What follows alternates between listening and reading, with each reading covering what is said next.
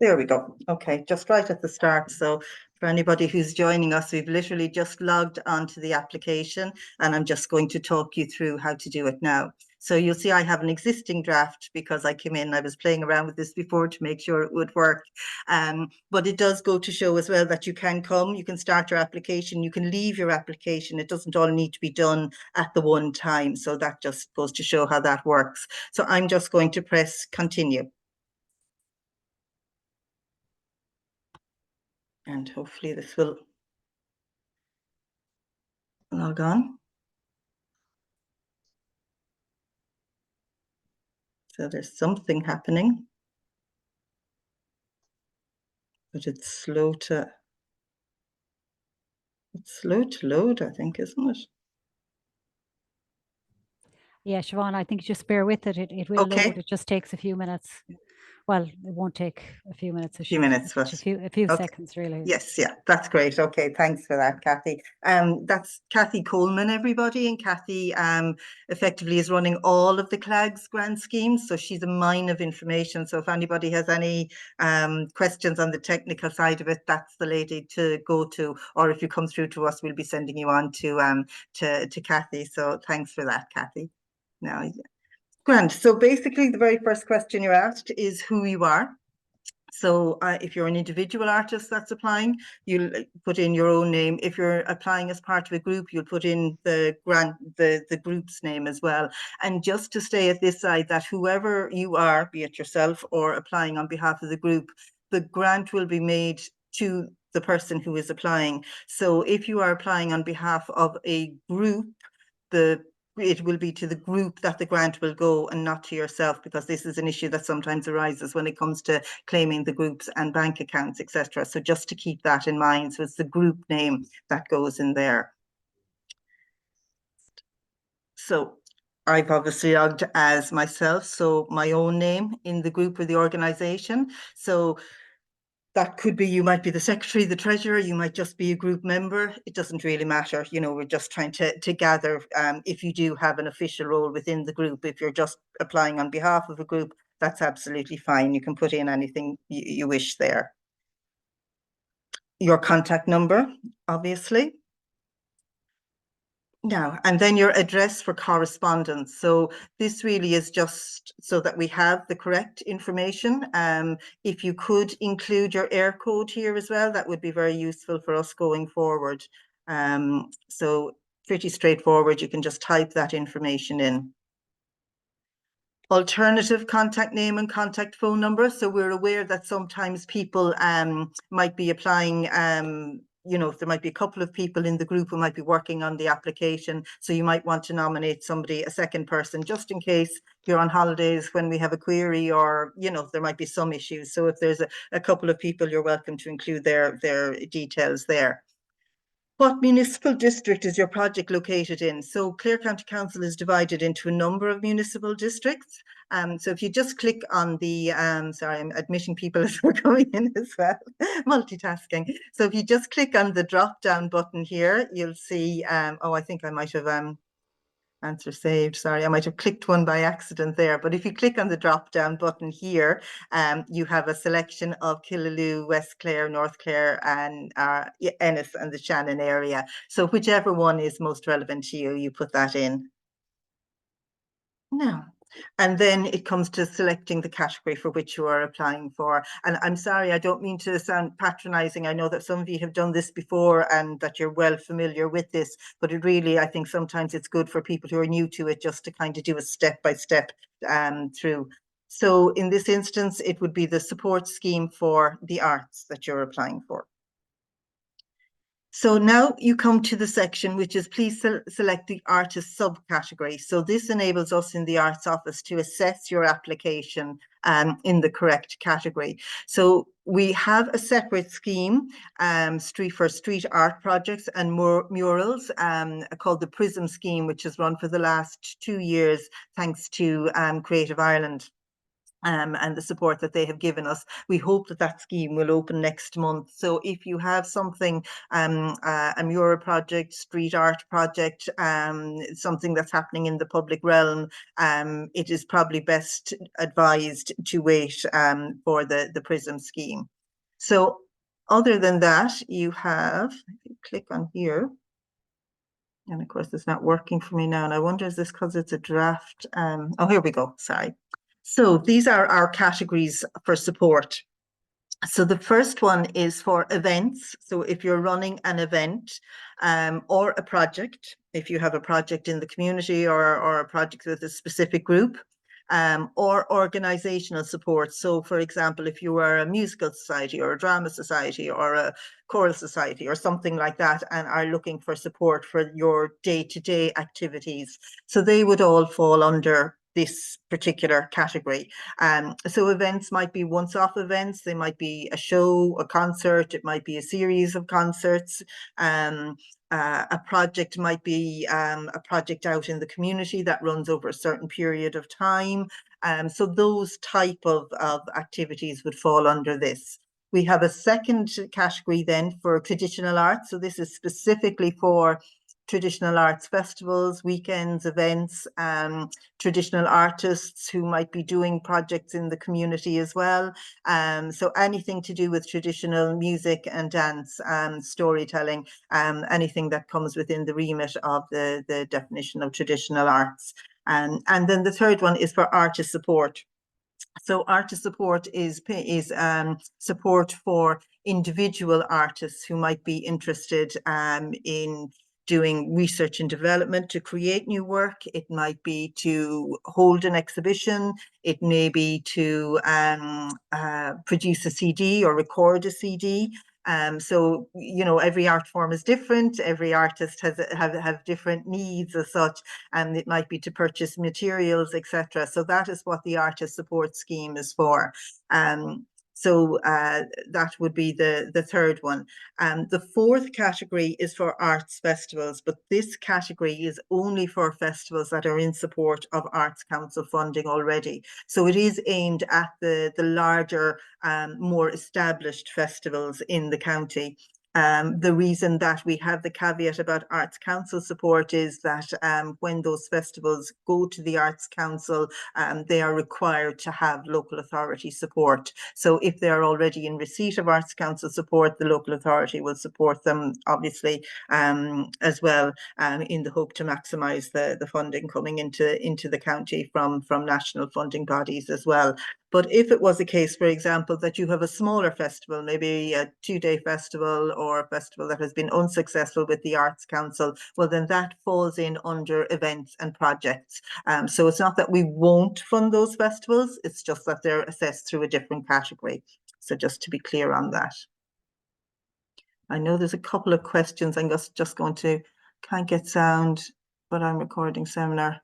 Okay, I think everybody else should be getting sound. If anybody, I presume I'd have somebody else has said they can't get sound. So I think we're okay for sound, Mark. So I'm wondering, it may be on your side, but maybe please keep trying by all means. Just letting in a couple of other people. It's great to see so much interest. There we go. No, so I can get rid of that. Okay, so the next one. So the next question we ask is, if you're applying under the artist support section, have you registered on our artist directory? So the artist directory is a showcase that Clare Arts Office has established through our own website, www.clarearts.ie, whereby we have a list of almost 200 artists in the county, and that is the list that we use, or the listing. It's a showcase. Effectively, the artists can be, you know, visual artists, musicians, etc., writers, dramatists. It's right across all art forms. But when we get queries into the Arts Office in terms of looking for people to recommend or people who might be interested in purchasing work, it's there that we send people. So it's really for your own benefit to be registered on that support section. You can monitor and modify the information about you yourself on it. We literally just proof it to make sure that everything is in order before it goes public, but you can go in at any time and amend your profile or update your profile. So just to let you know that, and we would encourage everybody to do that. So it's really a reminder to people to you know that if we're funding you, really you should be on that showcase. Now, so the 2003 Arts Act is how Clare County Council receives funding from the government and enables us to fund the arts. So there's 3 different categories in the 2003 Arts Act. So we just need to make sure that your application falls within those categories, but they're quite broad, as you can say. So you are required to fill this out, but it really just, this is almost a, are you an eligible or not question. So you might, you know, it might be, you might cover all 3 of them, and that's absolutely fine. So it's really, as I say, something just for you to think about, maybe, I suppose, in terms of where you are and what your project is and what you're doing. But it's fine to just tick 1. You can tick all 3 as well. That's absolutely fine. But you need to at least be meeting one of those criteria. Oops. Yeah.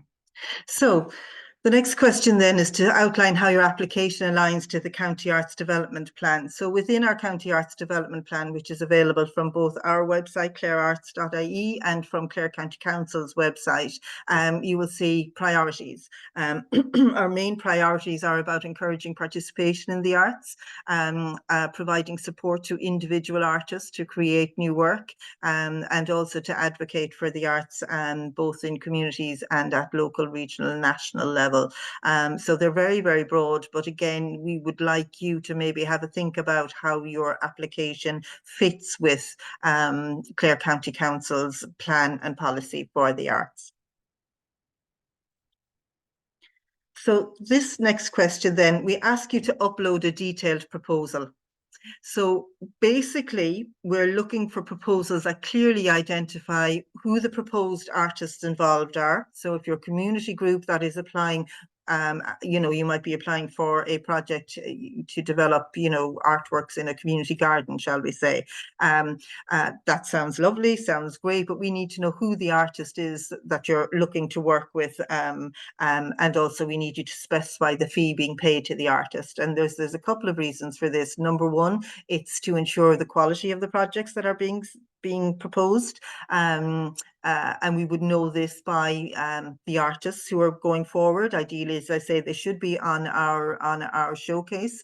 The reason for that also being that the adjudication panel who are looking at these, because they are independently adjudicated, will be clicking onto that showcase to see who the artists are, to get a feel for the type of work they do, to get, you know, some of their visual images, maybe link into their websites as well to familiarize themselves.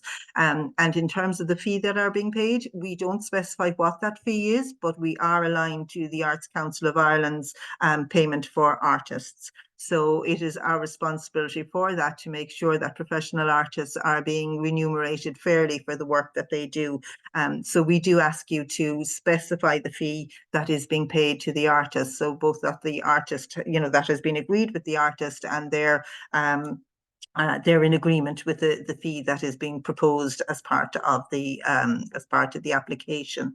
So just for your own information then, this is what we look for when we are doing the adjudication. So we look for the artistic background or the track record of the applicant. So obviously, if you're an artist, we would be looking at your artistic background in terms of your qualifications, experience, etc. If you are a community group that's applying, we'd be looking for your track record, not necessarily in the arts, obviously, but we just, I suppose, we're looking to make sure that groups are established and that there's proper governance within groups as well, or that they have a history of participating in arts projects, etc. The next one then is artistic quality of the proposal. So this basically boils down to how good is the proposal that you are making in terms of the artistic quality and the aesthetics, etc., and what it is that you're looking to do. The next 2 is an either or. So potential impact of the proposal on the arts environment and the wider public. So that would be for maybe community groups, as I say, or then if it's for an artist who's applying for artist support, we'd be looking at the impact of the proposal on the artist's own development. So I suppose we're looking for proposals that are maybe thinking outside the box, that are being, that are being a little bit ambitious, maybe in terms of the arts. The artist's role within the project, in terms of maybe first time that a community might have engaged in a project like this. So I suppose we are looking for things that are moving that participation and engagement along. The ability of the project to engage and support artists by providing them with work opportunities, that refers back to, I suppose, how much of the cost is being spent on either the fees for the artist or providing the materials to enable the project to be as good as it can be. So that would be the other one. And we would be assessing it then also along value for money. So that's comparative in terms of the other, applications that come in. We'd look at the feasibility. Is it feasible to do this for the money that's being sought? And then does the proposal meet the 2003 Arts Act criteria? You will already have typed those, you will already have ticked those boxes in the previous box. So that would be just a yes, no. So if you've got that far, that's fine.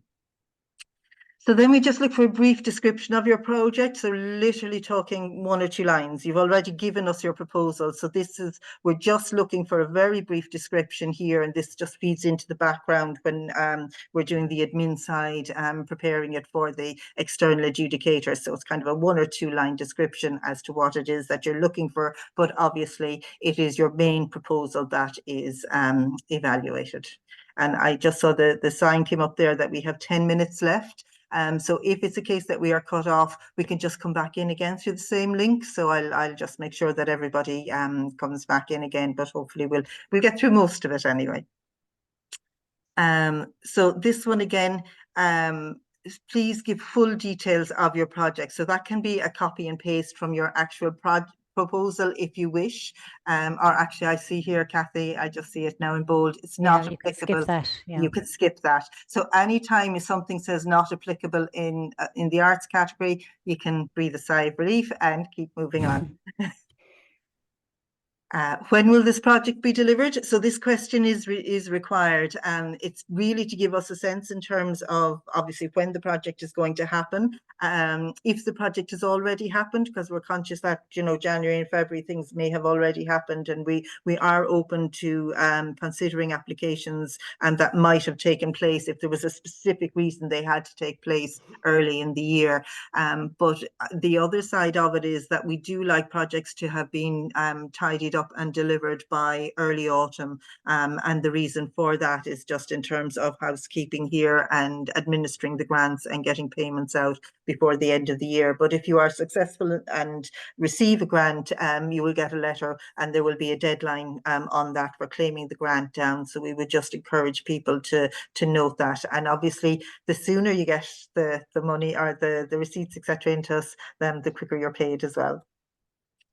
So then this section here is about the project costs and to specify the amount being asked for. So there's a couple of things here.